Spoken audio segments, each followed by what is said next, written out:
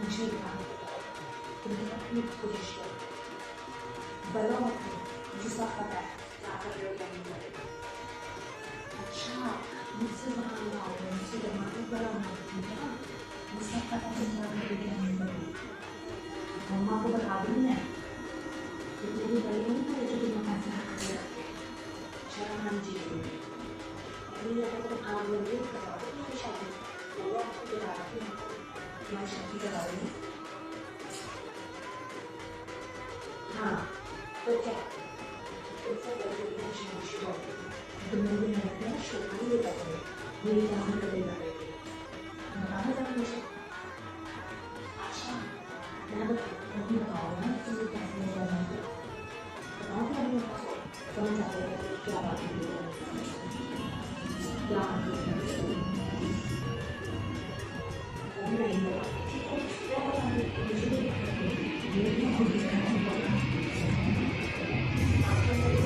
मेरे काम में कुछ आते हैं बताओ। अच्छा ये घर से होगा जितना भाई अभी घर से हो या पहले से था माँ को बताते हैं क्या हाल रहेगा, साथ साथ मुझे तो बनना बेटी को समझाऊँ बहुत खराब।